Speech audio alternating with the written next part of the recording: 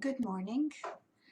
Let me start by thanking Eurasia Research for inviting me to be keynote speaker at the International Conference on Social Science and Humanities here at Universidade Autónoma de Lisboa in March 2021.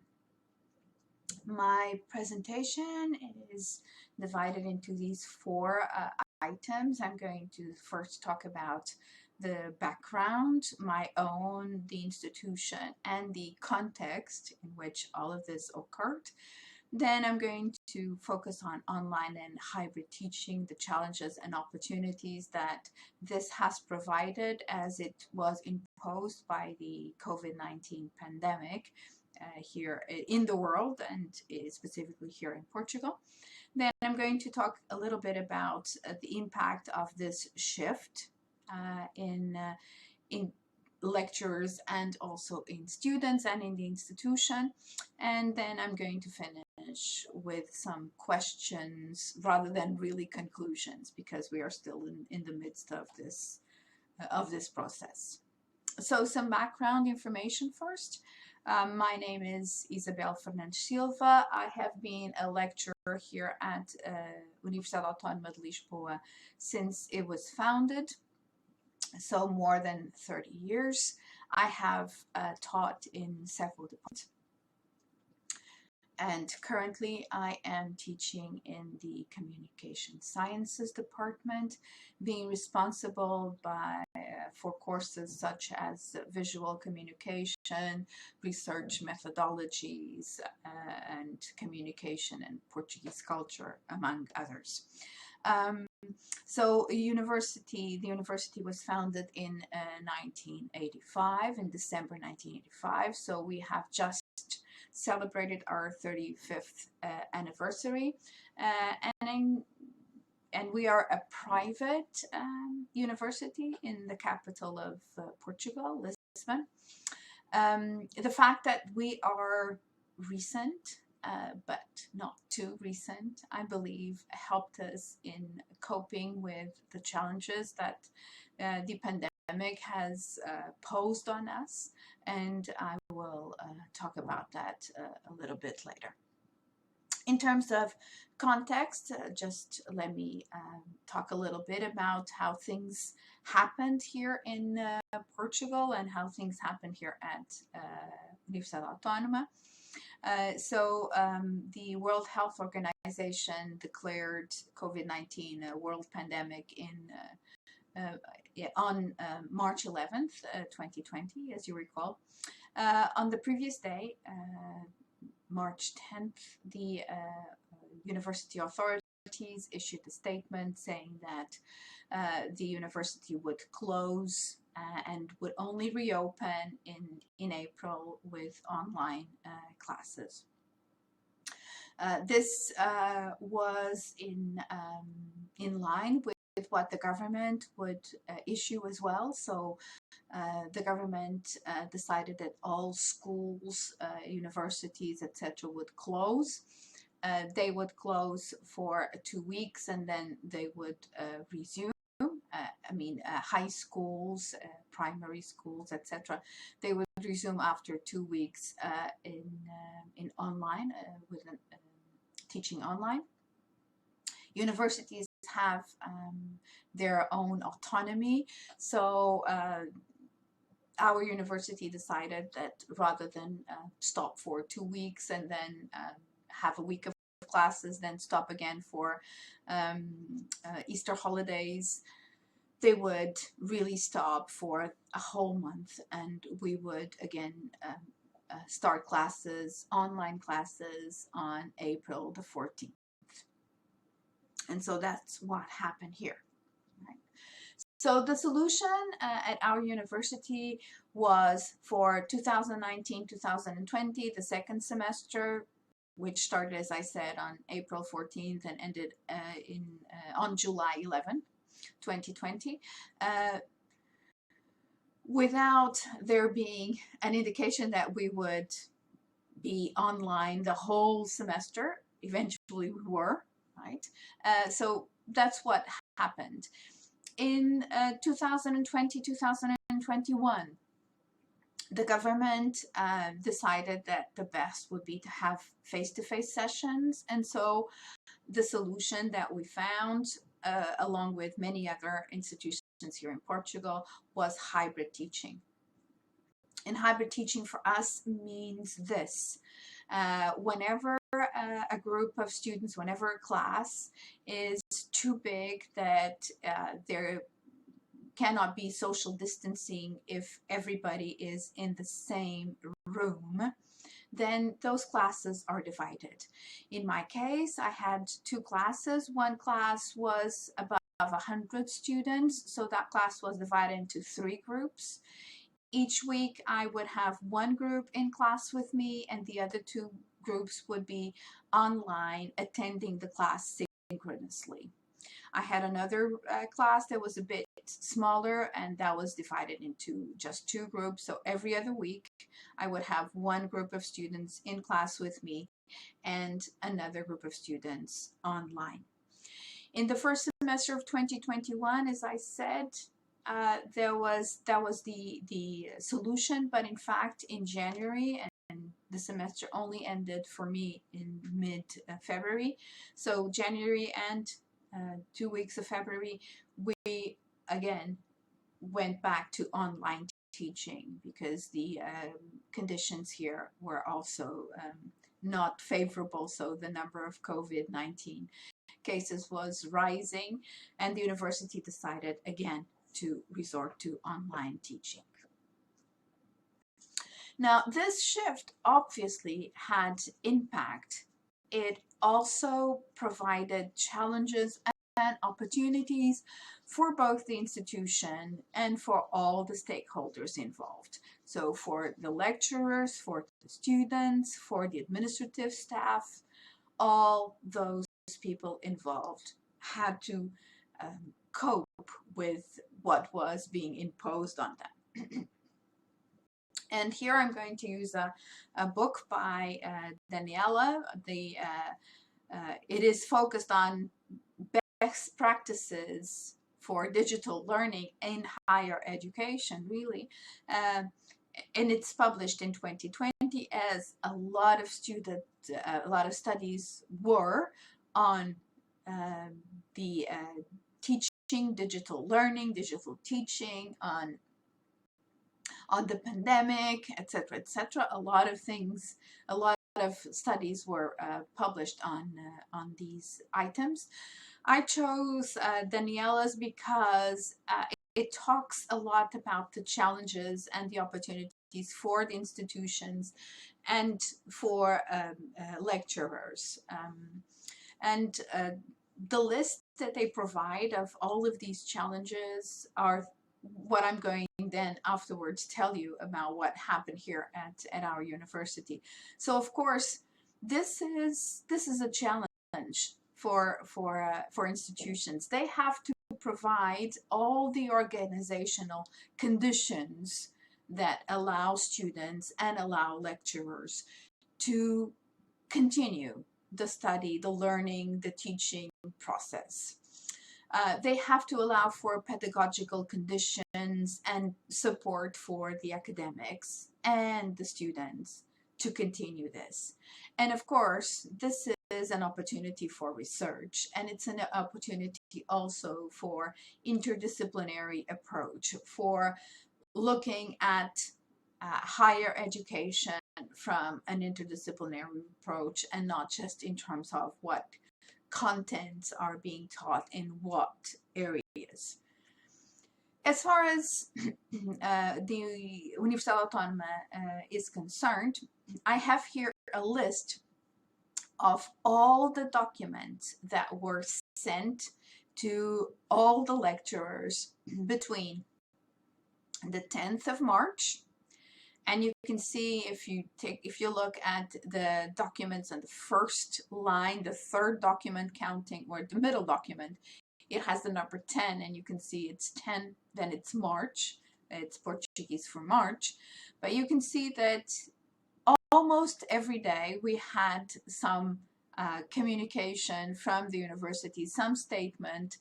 The 10th of March, the 13th of March, the 16th of March, the 17th of March, the 19th of March, 3 documents the 19th of March, then 23rd of March, 26th. So almost every day we would receive some kind of information from the university on what was going on and how the university was organizing itself to provide support to everybody. And in fact, in the next slide, I have arranged so that all the documents that have to do with providing support to students and teachers, and not just information as such, have an A before that. So we have the whole first line and almost the middle of the second line, and you can see that there are documents on the, for instance, in the second line, the first document is strategies to support online teaching. Then we have a manual for Moodle, a manual for OnDrive. We have also a manual for using Colibri Zoom, which is our Zoom. If we take a look at the first line, we have 2 documents. We have, again, a manual for instructions on how to use online teaching. Then we have a video tutorial for using this and that. Then we have, again, Colibri Zoom. We have 2.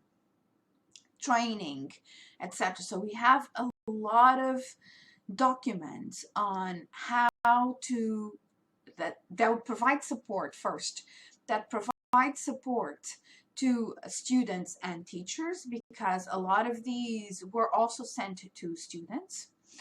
And we also have a lot of information on how the university is organizing itself for the students. So we have, for instance, a document on the library and what resources are available online for students and teachers.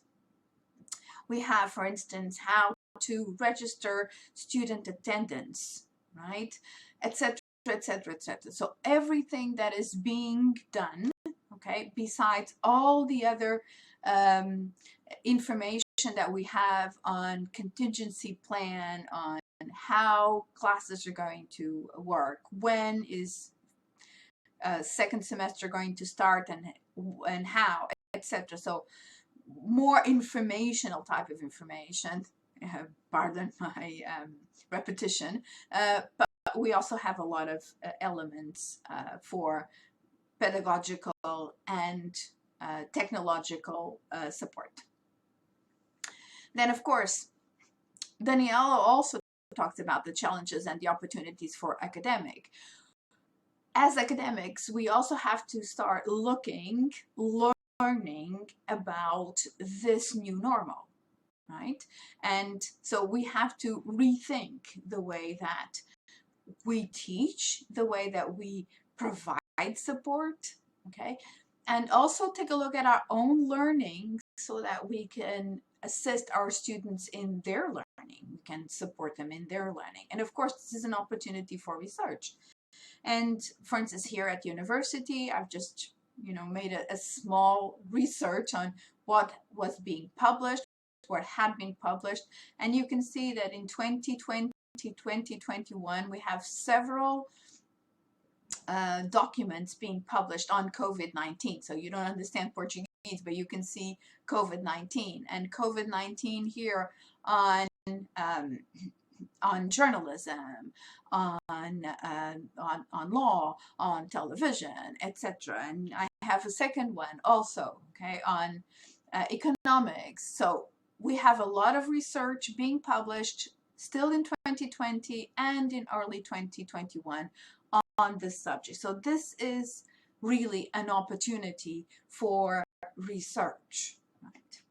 As far as impact on the students, I would like to share with you some empirical study that I have conducted. It's not something that is, it's just a collection of material. So in the first semester of the first year of communication sciences, I teach research methodologies.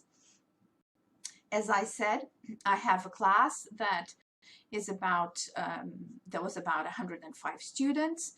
They would have to do a small research project, and they would do it in pairs. So the instructions for choosing a topic to do research on were very simple. I wanted students to think of a question, right, that they would like to answer, and it would have to contemplate communication, okay, in a very broad sense, communication. So students were paired, and 52 projects were submitted. And from those 52 projects, 10 of them focused on COVID-19, its impact on students, or COVID-19 and its impact on learning. So we're talking about 20% of students opted for studying this specific item.